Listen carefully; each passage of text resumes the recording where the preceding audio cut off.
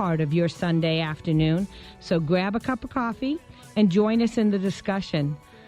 I'm Donna Gilcher, the host for Starfish Speaks, and today I have Cindy Burlington co-hosting. Welcome, Cindy. So glad to have you today.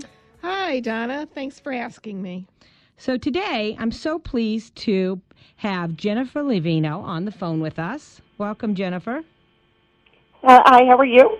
All right. So Jennifer is an attorney in private practice in Connecticut and also an author who focuses on the representation of children and adolescents under the Individuals with Disabilities Education Act and Section 504 of the Rehabilitation Act. Her representation includes attendance at IEP meetings, mediation, a zealous advocacy, and litigation in due process hearings and federal court. Her new book, Your Special Education Rights, What Your School District Doesn't Want You to Know, is exceptional. So, Jennifer, welcome. I'm so glad to have you here with us today. Thank you so much for having me. So let's start off with something easy. If you could share with our listeners how you became a special education attorney and civil rights advocate. Okay, so that's easy. My late father was an attorney. He passed away about 15 years ago, and he opened up his own practice out of law school and was doing a lot of plaintiff side work in a number of areas, including civil rights and a lot of employment law. And he had a client who called him, and this was around the mid to late 80s, who he was representing a man in an employment matter, and he called my dad and said that his son had gotten into some trouble at school. And it turned out his son had an IEP, and he had been given notice of a meeting, and the school district had told the father that he could bring a lawyer with him to the meeting, and he had the feeling he needed one. Oh, that's not always a good idea. So he asked him if he would, if he could pay him for his time to go to the meeting, which he did, and turned out to be an IEP meeting. And so, back in the day before there was the internet, he went to the law library and looked up the statute and went to the meeting and was really kind of disgusted that what he had just learned was legally required of the school district was not at all in keeping with what he was experiencing in the meeting. And so he took on the case, he took it to a due process hearing, and he ultimately ended up prevailing in the case. And at that time, there were not many people doing it in Connecticut, and people just started calling. I was in high school at the time, and I'm one of four girls in an Italian family, and the only one who he was able to sucker into going to law school, despite his efforts to get all of us to go. So he had me going with him to these IEP meetings and mediation and due process throughout high school and then college and ultimately law school. And when I graduated, I was pretty clear that I wanted to focus my representation almost exclusively on this practice area. Wow. You know what? So you've really been in the trenches. You got to do it from high school up. So you're a lifer. Yeah. It's not necessarily a good sign of how things are if you're a second-generation special education attorney, but it does mean that, I've been around a while, and I feel like I've gotten to see some trends in this community, both at the Connecticut level and nationally, good and bad, over the many, many years now that I've been doing it. Yeah, for being a special ed teacher for more than 30 years I was, and an educational consultant, I can say there's been positive trends and negative trends, and sometimes we go back and forth. So yeah, we've all absolutely seen it. So I want to remind everybody that you can call in with your questions for Jennifer at 216-578-1490. So I just want to start out. And as a parent of a child with special needs, I'm an educator, educational consultant. I just want you to know your book was exceptional. It just resonated with me. And I think every scenario you shared, I've witnessed it sometime or not. And what I appreciated most was your sage advice. How do we address it? So we want to make sure that we can get you giving us some of those how-to tips today. So one of the big things we have here in Ohio is parents face often that myth that your child must go through response to intervention, RTI, prior to any evaluation being able to be begun. And I've seen some children in RTI for 2 to 3 years, and the schools will say they've gained 5 words in fluency. And so that's minimal progress. And all you need to have is minimal progress. So what's the truth about this? So if it makes you feel better, it's not just Ohio. And, I appreciate your kind words on the book, and my co-author, Julie Swanson, and I, did try to make it practical and to cut through a lot of the confusion, and certainly RTI is one area where we see a tremendous amount of confusion, and it's a real problem because when RTI is being abused, as it often is in exactly the way that you described, what happens is that kids who really do require evaluation and identification for specialized instruction under the IDA aren't getting it, and sometimes aren't getting it for years. And the federal government and many state governments have been quite clear that response to intervention, which is a regular education intervention, it is not special education. It is not designed, nor should it be used by school districts to delay referral for an evaluation to determine whether a child is eligible for special education services.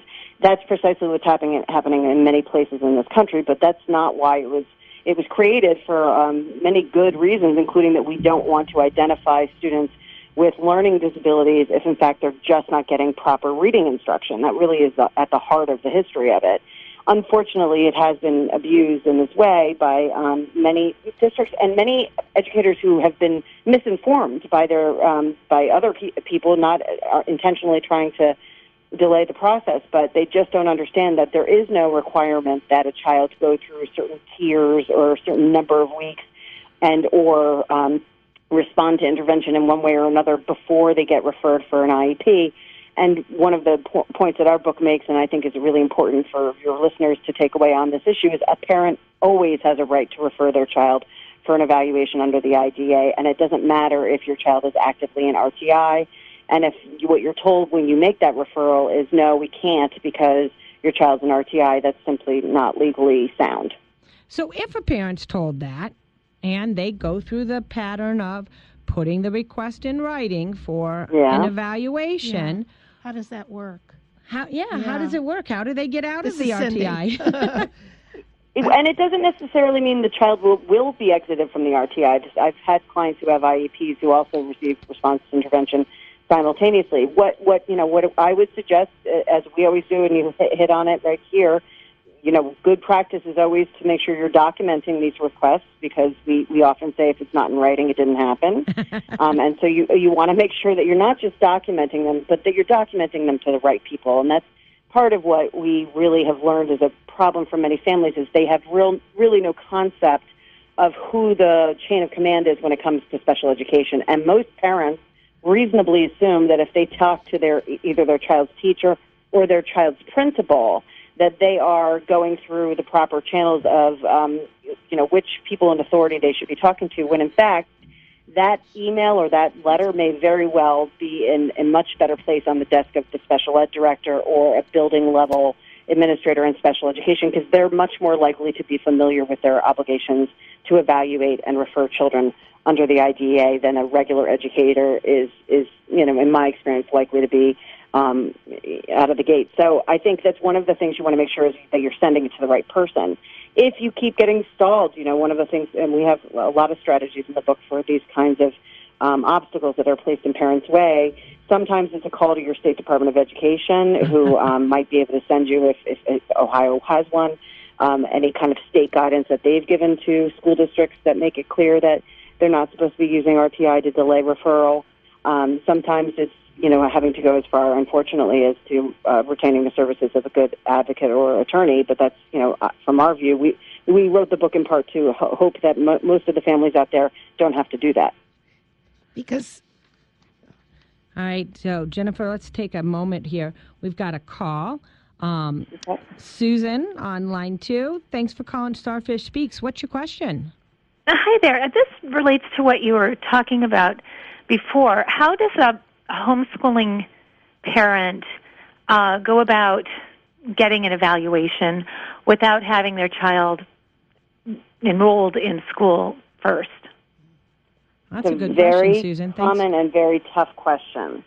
Unfortunately, on the subject of homeschooling and the interplay between that and federally protected special education rights, it could be the subject of probably its own book. So you're taking a complex topic, and I'm going to try to just give you the information that I hope will be valuable to you on it. Hold on one second. When a parent chooses Jen. to homeschool their child, which they have an absolute right to do, whether or not their child has a disability, they do lose many of the opportunities for services and protections that are available under the IDEA.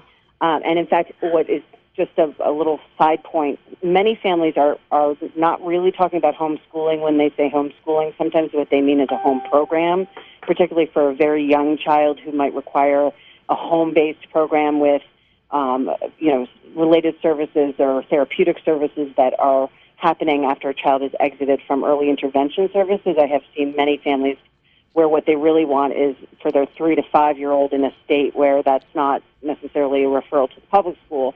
What they really want is them to get a program that's much more likely to take place in the home, but isn't really homeschooling. So I just want to caution anyone out there that isn't really talking about homeschooling, that's really what you want. You want homeschooling and not a home-based program, so which are different. Hold on 1 second, Jen. I just want to ask. Schooling, however, does impact whether or not a child might be able to access some of the services that are available under a different statute, which is called Section 504 of the Rehabilitation Act. That's a different law than the IDEA, which is the federal law that covers specialized instruction and special education services. And so Section 504 may be impacted if a school district is allowing some students who are not enrolled to participate and benefit from the activities of the district, but not students with disabilities, because that would be discrimination. And so what you might want to find out is whether and I know Ohio has a very high percentage of families that do choose to homeschool, that, if there are families who have children who do not have special needs that are given an open door or something close to it to participate in sports activities or clubs or things of that nature in their district, but there's a different policy for your child if your child has a disability, that would be problematic. And so there are lots of different ways in which, this question comes up.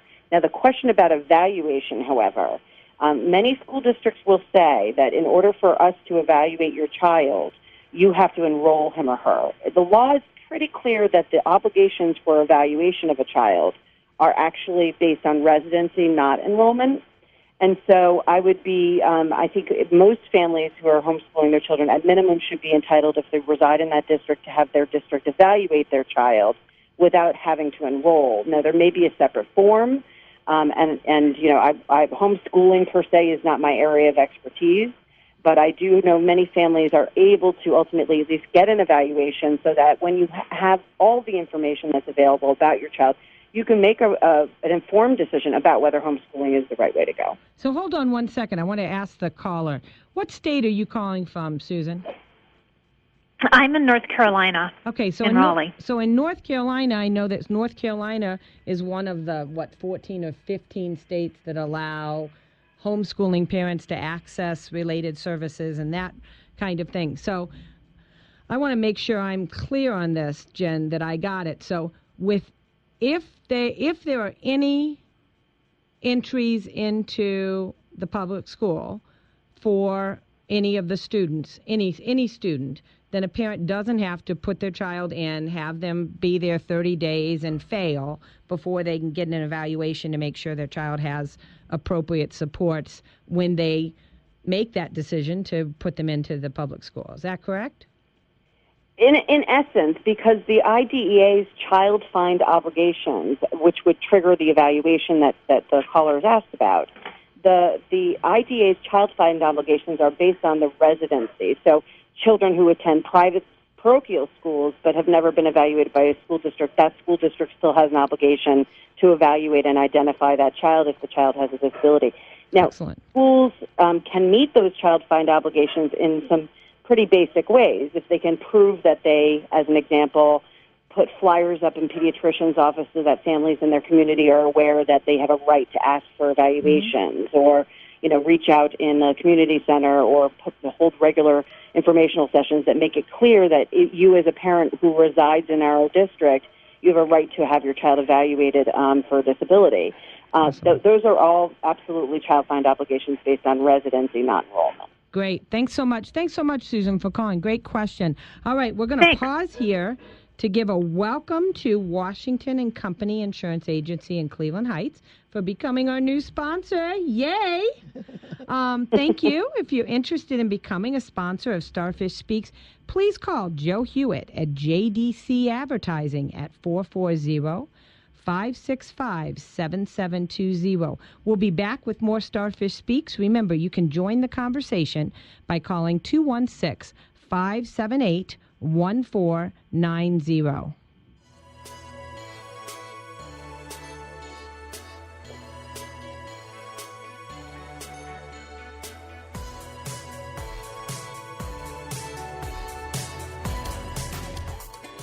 Everything you need to know about Cleveland sports, news, weather, and more is at newstalkcleveland.com. For instant updates, follow us on Facebook at newstalk1490 and on Twitter at newstalk1490. Catch the nation's leading labor radio talk show, America's Workforce, right here on WERE, weekdays from 4 to 5 p.m. Join legendary host Ed Flash Ferens for your afternoon drive as he addresses tough issues like corporate greed, unfair labor practices, and consumer protection with hard-hitting and informative reports and interviews.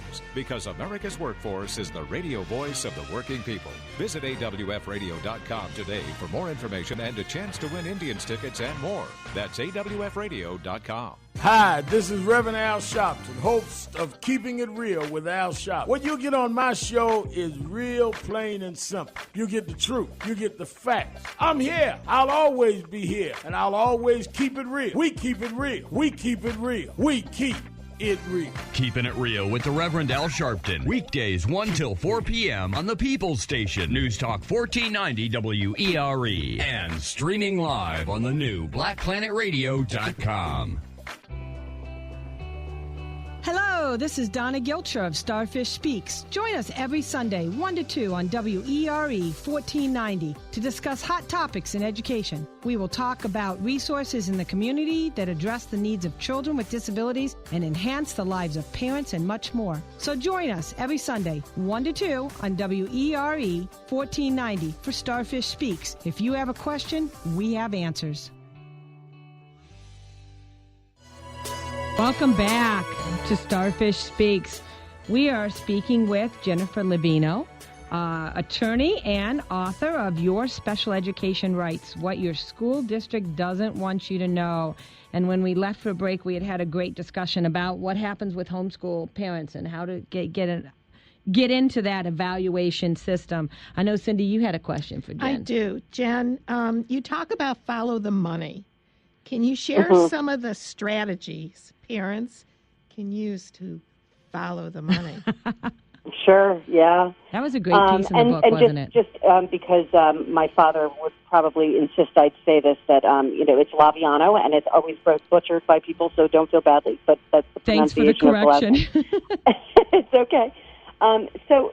We are very clear that parents need to be very aware of the fact that resources do impact decision-making, and that's not to bash school districts. They do have limited resources, and Julie and I did not write this book because we wanted to do that, but we want parents to be aware and to figure out how they can find out how to follow the money.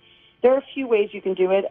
Some of it is on the individual level in terms of your individual child, and then some of it is more, specific to your school district's budget. So one of the things that Julie and I really do encourage families to do is to start paying attention to their Board of Education meetings. That may not require going there for every Board of Ed meeting. I know that's very difficult for most people, and it's not always terribly interesting to do that, but you will learn a lot if you start doing that, particularly around budget time, because that's when a lot of the conversations begin and are very public and are required by federal law to be public in terms of what the budget's going to be for special education, what percentage of students are anticipated to be serviced within the district versus anticipated to be funded for perhaps out-of-district placements, whether there are new positions being eliminated, created, or whether positions are being eliminated. You'll learn a lot more than you do just by being, a mom or dad who drops off your kid at school every day. It's just you're going to know a lot more. And these days, you can often find that information online or watch it, stream it from your television or on on some kind of a website for your school district. So you don't necessarily have to go to all of them, but we highly encourage that's one way of getting information. And that's because there's a federal law called the Freedom of Information Act. We call it FOIA. The Freedom of Information Act is a statute that requires that public agencies and governmental agencies have to be transparent. That's a very simplified way of looking at a complex issue, and that members of the public have a right to know what governmental agencies are spending their money on. And so as a citizen of your community, you're entitled to some of that information. And we often have parents that we work with who we will suggest send a FOIA request for, let's say, as an example, your school district has retained a new consultant to work with all kids with dyslexia in the district, as an example. And perhaps the parents are not so sure whether or not they think this is a good consultant or a bad consultant. Well, you could ask for the contract that the school district has signed with that consultant. Really? And yeah, sure. And under FOIA, that would be something you'd be entitled to have. Now, going more specific to your individual child, school districts are required to report to both state and federal governments in terms of spending on children with disabilities. And in many states, in Connecticut, we have a mechanism where every school district submits a document to the State Department of Education for children that might exceed the cost, what we call an excess cost threshold in Connecticut, exceed the typical cost of a child with a disability beyond what they think is manageable. And so a parent may be able to say, I want to know what you sent the state to tell them my child costs. And so, that's another way you can get the information. But all of these things are very valuable to families when they're trying to understand, why the decisions are being made. So, quick question, because I had always understood that school districts can't say we can't do X service because it'll cost too much. But we can, as parents, find out what the school district actually is reporting that our child is costing them, so that we can be part of that decision-making process. Because I'm a taxpayer, and here in Ohio we have levies. So, I don't want the school district to spend foolishly. I'd like them to be conservative in it, but I want to make sure my child's needs are met. But that's great. I did not know that you could actually get that information. See how much your child is costing. You can, and while it is commonly true, and lawyers, we get very precise about language when for good reason, and it is usually the case that a school district isn't supposed to be saying yes or no to a service based on money. There are cases that do allow school districts to explain whether or not they think a particular program might be unreasonable based on the equities of the case. And money does sometimes come in, and more so in certain jurisdictions than in others. But my point is that you'll know a lot more as a parent. You'll be a lot more informed as to what's motivating decisions if, as an example, you see that the school district has suddenly put a tremendous amount of resources in the new budget into a particular kind of program.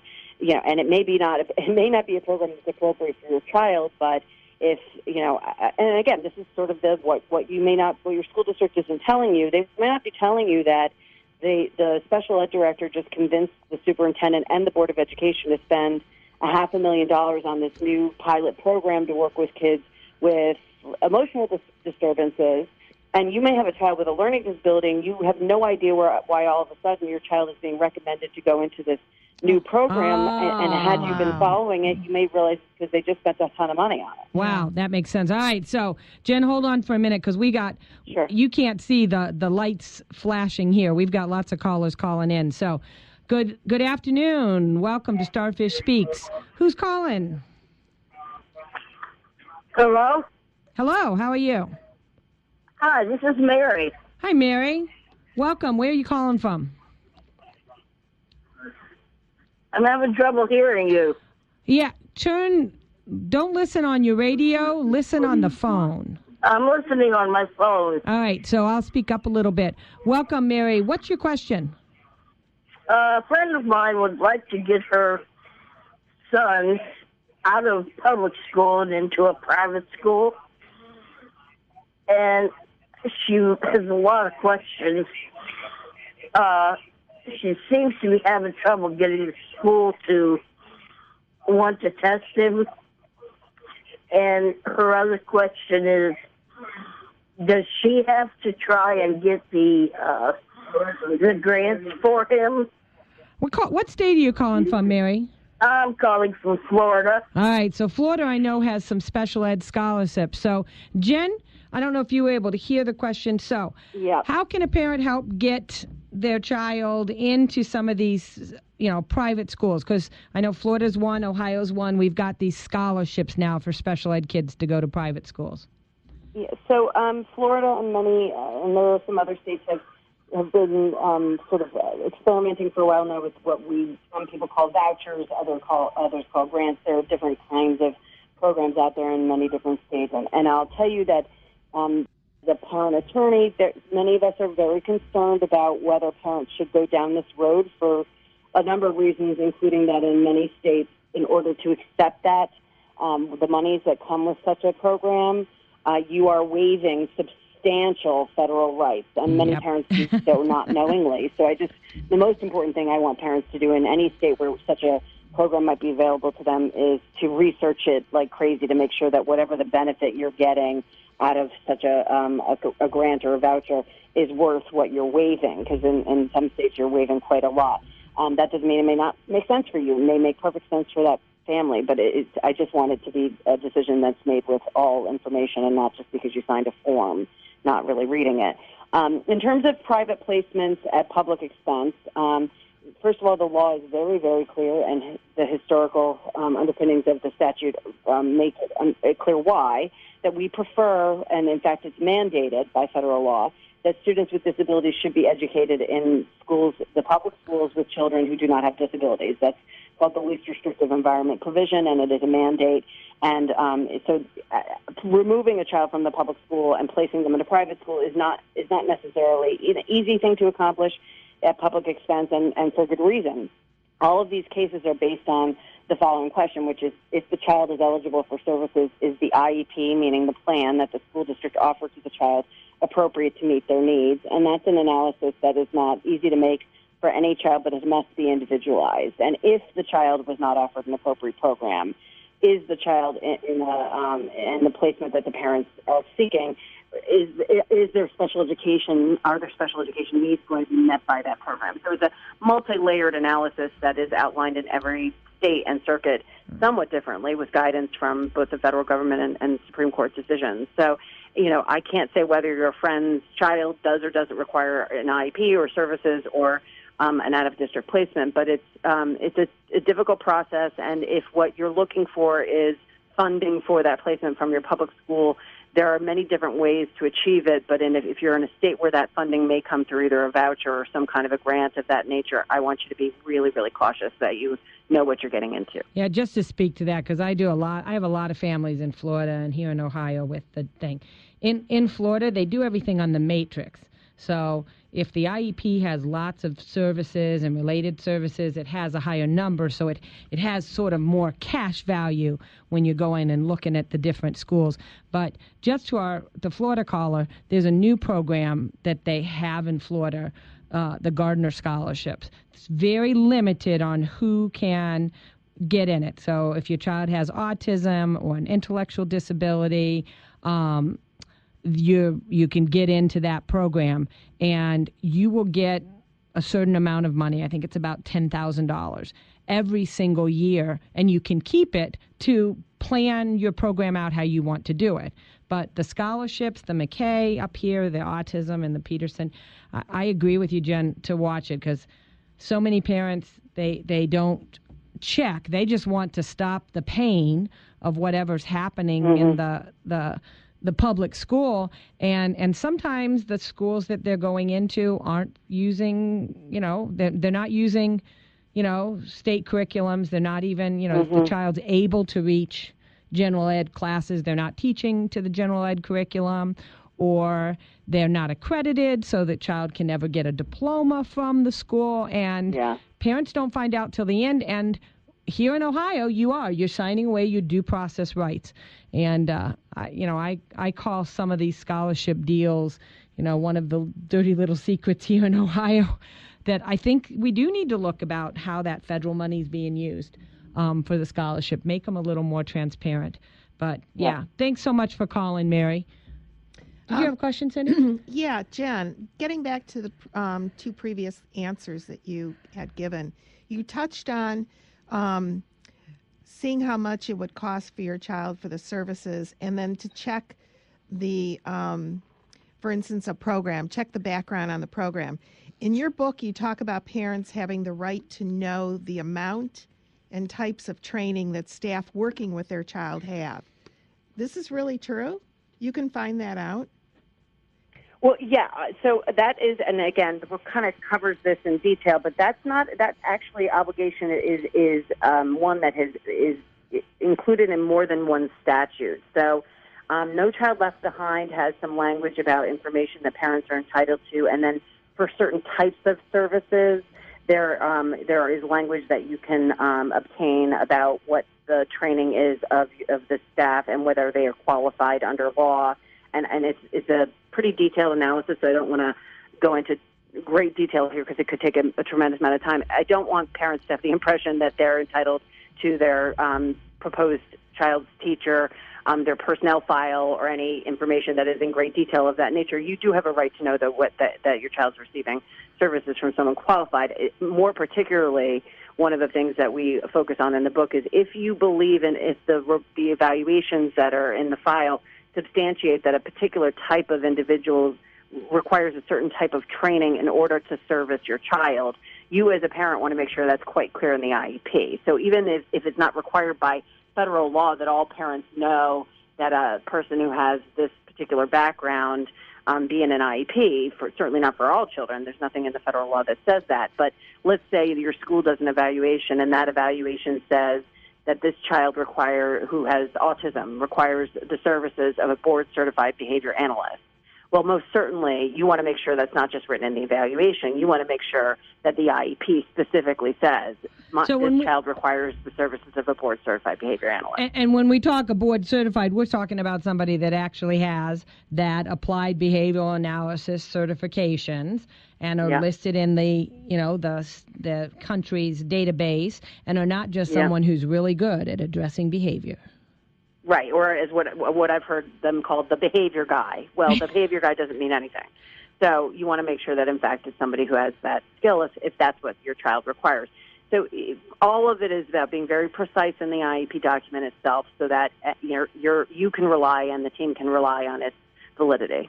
All right, so I have a follow-up question to that. So, I have a family I've been working with that is in Michigan, and the school district just on their own, they decided early on in the school year that this young lady who has a terminal illness was going to be removed from school, that they just did not want the other children to see this child dying.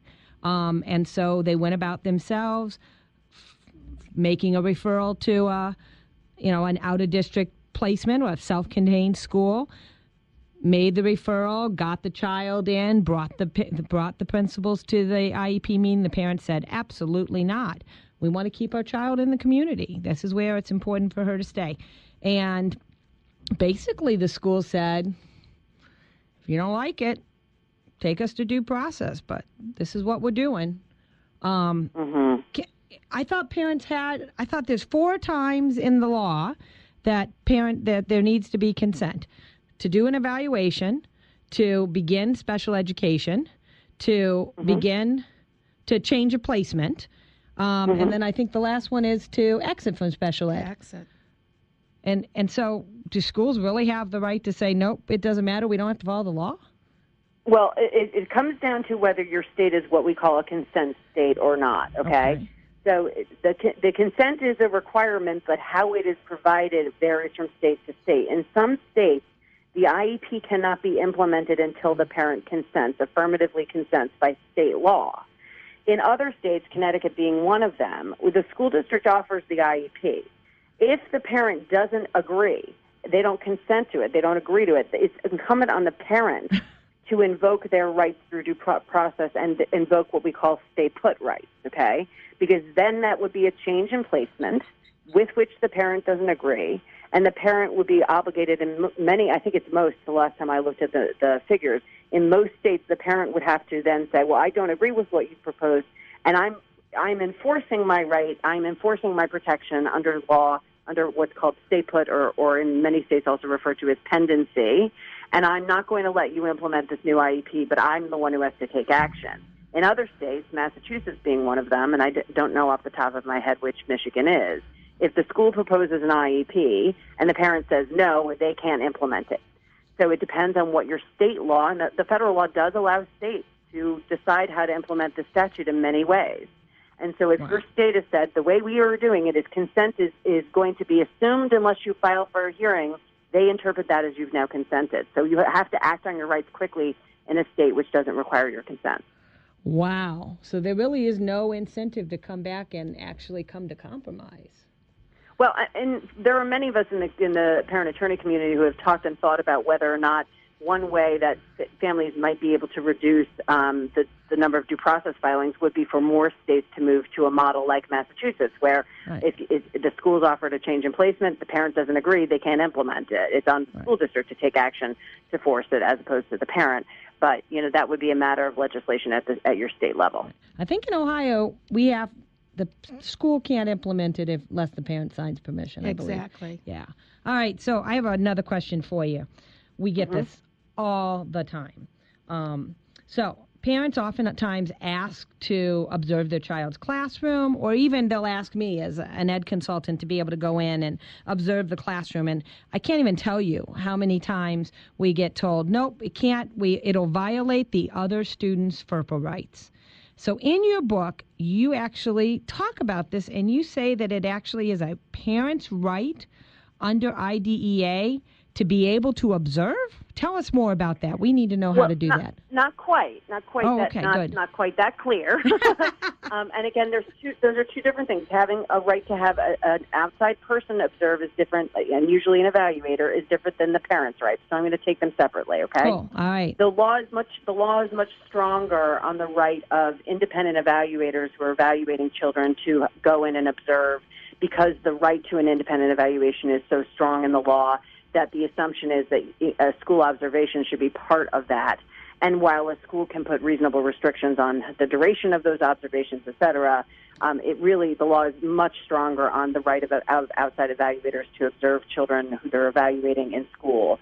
And in fact, I also think it's more valuable for a number of reasons to have that as opposed to the parent themselves observing. Yeah, now, I agree. The parent themselves observing, the law is not as clear on that, and the IDEA does not specify that it is a clear right of a parent to observe their child in school. However, what we know is that most schools do allow parents of children who don't have disabilities to come into the school and observe, or be room moms or class helpers, or help out in the cafeteria with, in some situations, a lot of encouragement by the school that occur.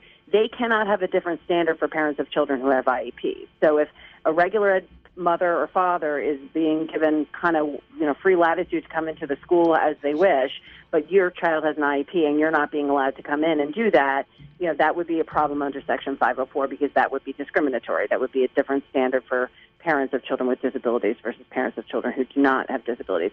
The argument that's being posited, that you've heard 1,000 times and that I've heard 1,000 times, that it would be a violation of FERPA for a parent to observe their child, has been pretty well debunked on a lot of letters, including some guidance from the federal government. And it also makes no sense, because FERPA is a record statute. FERPA is a law that says, it's sort of the educational version of HIPAA, and it's the law that says that I can't just access some random child's educational records because I want them. They're private. They're part of the child's privacy rights to have sealed under the FERPA. That's a Records Act. Going in and watching another child playing with your child has nothing to do with their records. So it's completely... FERPA has nothing to do with it anyway, okay? It's also completely illogical, because parents pick up their children and drop them off at school all the time and see other kids, and it doesn't mean anything about that other child. It's, in my view, a pretty bogus argument to try to prevent parents from being able to observe. Certainly a parent can't go in and say, oh, so I see that my son is playing with Sally. Does Sally have an IEP? Of course the school wouldn't be able to answer that question, nor should they, and you wouldn't want them to answer that question about your child. Right. But there are a lot of these obstacles that are thrown in parents' way, and we talk about it in the book, of how to handle it when you're given these bogus arguments, because there's no reason that a parent, especially, we also point this out, especially if your child is nonverbal, the anxiety for a parent of knowing that their child is going to school every day and can't come home and tell them what's happening. My experience is that those factual scenarios are much more compelling to hearing officers and courts because they understand how much more important it is for the parent to have that information. So it's by no means a well-settled right that you can go and observe. But most of the obstacles parents are given to prevent that are actually pretty easy to pick apart. All right, so let's take a break. We'll be back in a minute. You're listening to Starfish Speaks on WERE 1490. Feel free to join the conversation at 216-578-1490. Thank you. We'll be back.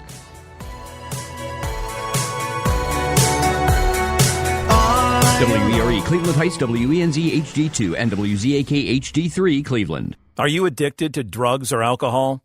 Even if you think you might have a problem, call this number right now for free information. 800-610-4417. That's 800-610-4417. By calling the Addiction Rehab Specialist, you're taking the first steps to recovery. Their advisors are ready to match you with a proven 5-star facility right now. The call is free and the information is free. 800-610-4417. The federal government says you can have up to 90 days off work for treatment. And if you have insurance through your employer, it could mean little to no cost to you. This free call is completely confidential. Seriously, pick up the phone and call us now. Our advisors are standing by. 800-610-4417. 800-610-4417. That's 800-610-4417. 800-610-4417. Addiction Rehab Specialist is a network of independent treatment centers and placement services nationwide.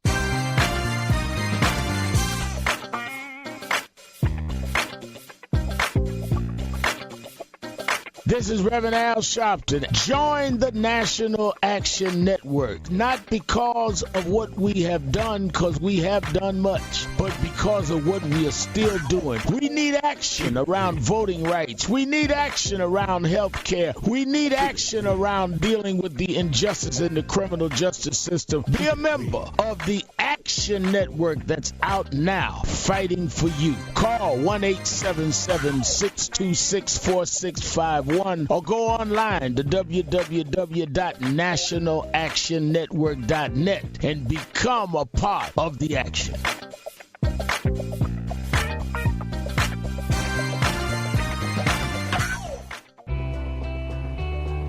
Hello, this is Donna Gilcher of Starfish Speaks. Join us every Sunday, 1 to 2 on WERE 1490 to discuss hot topics in education. We will talk about resources in the community that address the needs of children with disabilities and enhance the lives of parents and much more. So join us every Sunday, 1 to 2 on WERE 1490 for Starfish Speaks. If you have a question, we have answers. If you've fallen behind on your taxes, you know the IRS is already coming for their money, and they'll get it too by garnishing your wages or maybe even taking your home or business. They call it enforced compliance, and you'd better watch out because the penalties and interest compound daily, making it seem impossible to ever get out of debt. You need to call the experts at Optima Tax Relief. Solving tax issues is all they do. One call to Optima starts the process to stop the demand letters and stop aggressive collection actions. They get to work immediately, fighting to protect your assets and helping you put your tax problems behind you. The IRS writes off millions every year, and Optima knows all the ins and outs of the IRS's tax assistance programs that could save you thousands. So what are you waiting for? Call Optima now for a free consultation. Call 800-279-6822. 800-279-6822. 800-279-6822. Optima Tax Relief. Some restrictions apply. For complete details, please visit OptimaTaxRelief.com. Welcome back to Starfish Speaks with Jennifer Laviano. Hope I got it right this time, Jen. You did. Hey, thanks. We've got a caller, Avery. Hang up and try Avery. again. Oh, I think we lost him. So, Jennifer, we have some more questions for you, but I want to do a quick... Oh, wait. I think Avery's back. I think we lost him. I'm learning it. Hold on one second. All right, Avery, welcome back. Sorry to have lost you. You have a question for Jen. Yes, I do. So, Jen, certain schools school districts are much more willing to work with parents than others, and unfortunately, parents with kids with disabilities wind up in districts where they get a lot of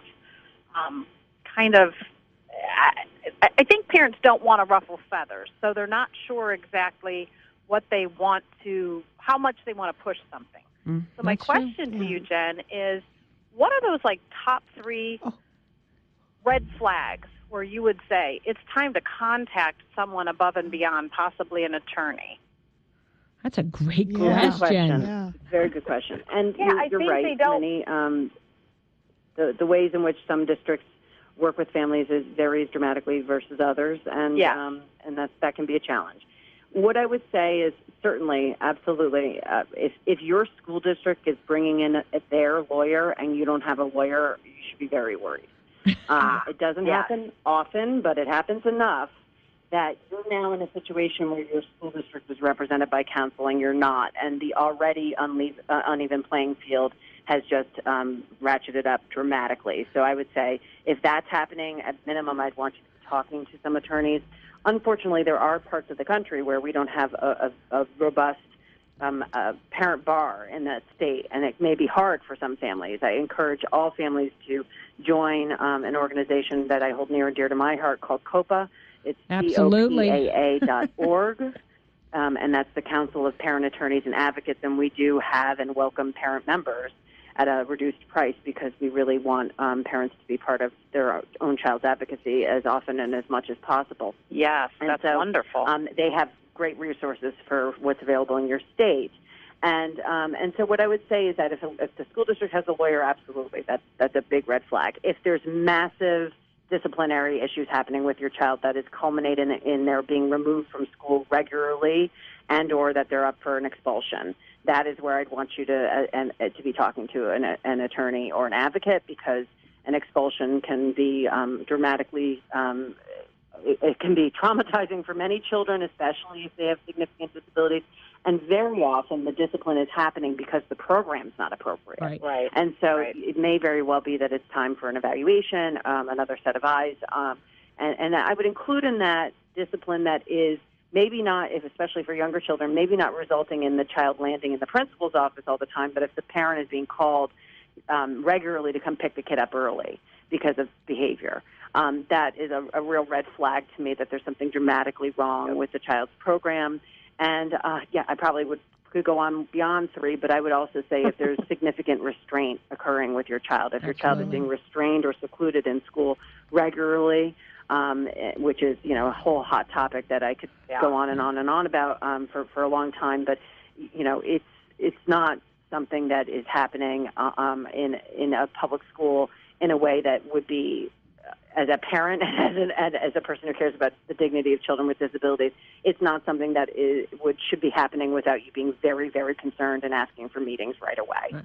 And I would argue that even if you get notice of one restraint for your child, if it's not happened before or you don't have a plan in place or it's not something you participate in historically in the decision-making around, you should be really concerned. You know what, Jen, I just want to add to that as an ed consultant that oftentimes gets brought in like the day before the expulsion hearing, that as soon as you get that intent to expel or the 10-day suspension, pick up the phone and call someone. Because if as a consultant, I got to tell you, if I have that 10-day period, it's much easier to help reshape that dialogue than the 24-hour notice.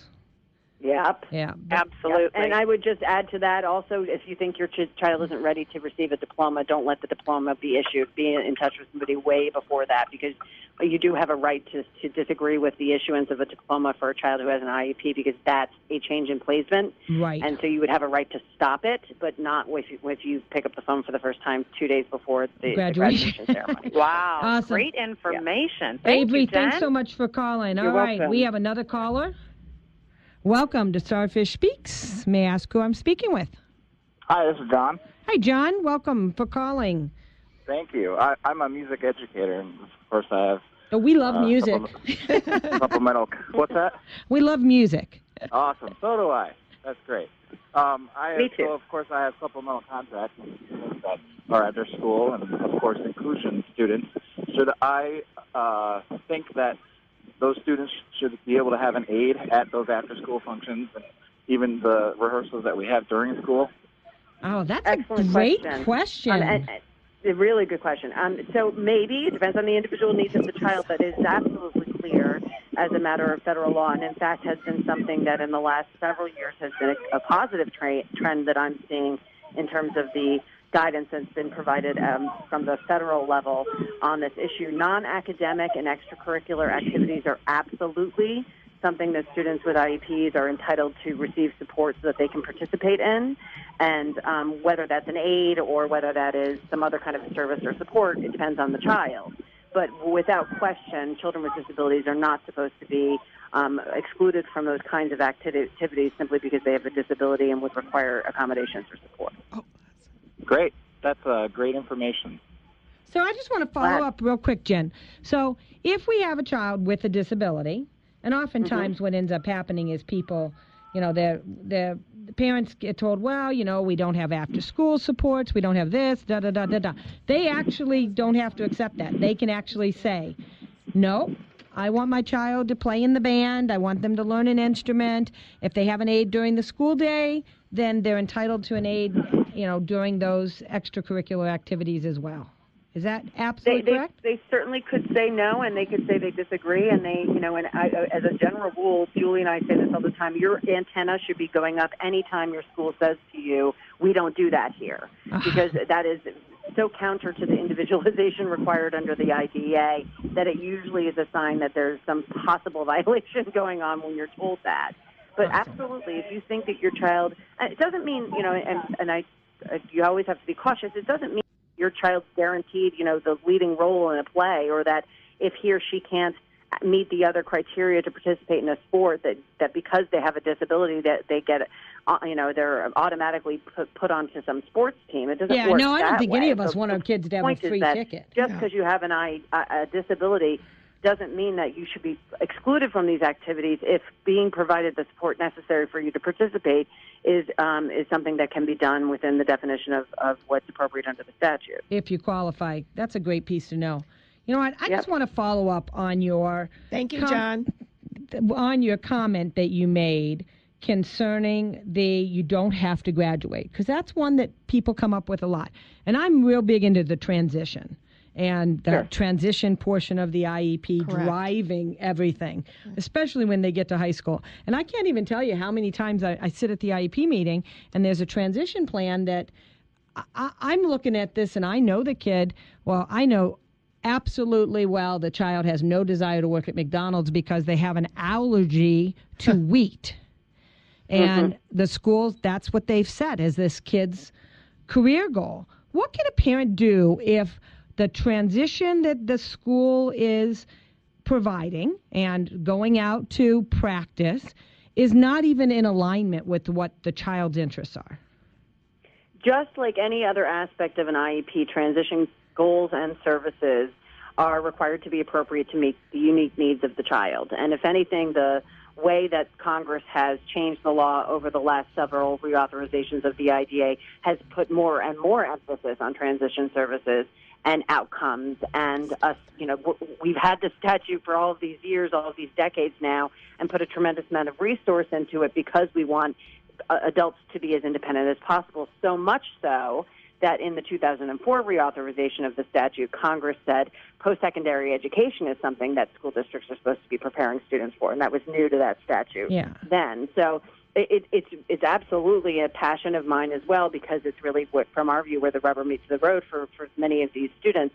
And if it's not appropriate to meet the unique needs of the child, it would be something that a parent and the student at a certain age themselves could and should disagree with. And they would be entitled to exercise all of their rights as afforded to them under law in any aspect of a disagreement with the IEP. All right. Thanks, Jen. So hold on one second. I want to just plug your book for a second.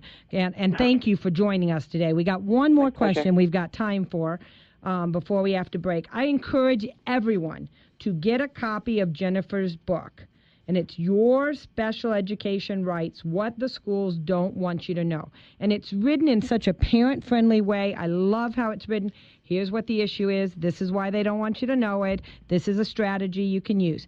You can get it at Amazon, Target Online, Barnes & Noble. This is a book to run out and get. It's an essential resource for every parent library, I've decided. This is a great new book. And Jen, I just thank you for doing that. So I know Cindy had one more question for you. Thank you. We are running out of time. I could keep you all day. So Jen, in conclusion, could you give us 3 most important activities or strategies for a parent to take to improve their children's education? Sure. I would say that the one that I consider so important that it might even be, along the lines of realtors saying location, location, location. This might be 1, 2, and 3, is getting an independent educational evaluation. You cannot know what your child requires if you do not have an evaluation that is done by an individual who knows your child's disability, knows what the appropriate interventions and strategies are to provide services for your child, and is willing to make the recommendations necessary to make sure that they get into the IEP.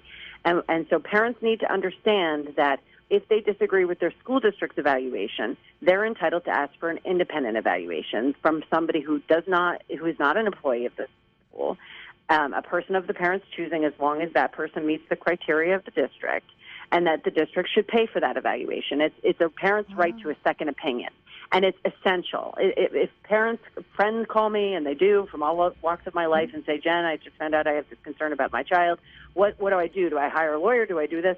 I usually say, well, before you are in the lawyer category or even the advocate category, you should be making sure you have a good, thorough evaluation from someone who doesn't work for the school district. And I don't say that because I think school district evaluators are unprofessional or that they don't know what they're doing. I say it because the reality is that they have a vested interest in the outcome of the recommendations because they are making recommendations that their boss will have to fund at some point, and that is just an inherent difficulty with school district evaluations. So that's number 1 and 2 and 3. But in terms of the other strategies, put things in writing as often as possible. That doesn't mean that I ask you to write a 10-page essay every time you disagree with your district. And in fact, I don't want you to do that because there's nothing worse than getting a file from a parent who thinks they've done such a beautiful job setting up the case and they've said 20 things that are really problematic in those letters.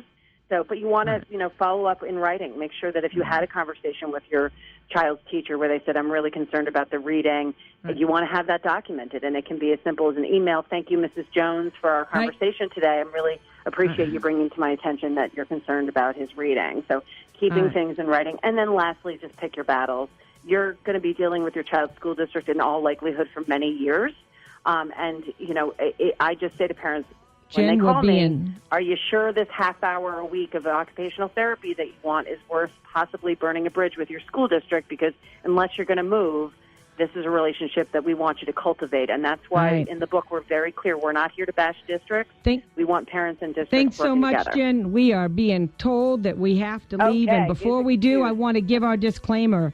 The ideas presented on our show today are not intended as legal advice or a substitution for seeking consultation with an attorney or a legal professional. The information presented does not reflect the legal advice or the opinions, principles of Starfish Advocacy Association. Thanks so much for being with us. We look forward to seeing you next week. Great calls. Let's get more coming in. And that's it. Thanks, Cindy, for joining us. You're welcome. In a perfect dream. Here we go. Make a show. The proceeding was a paid program brought to you by Starfish Speaks. The views and opinions expressed are those of the participants and do not necessarily reflect the views and opinions of this station or its management.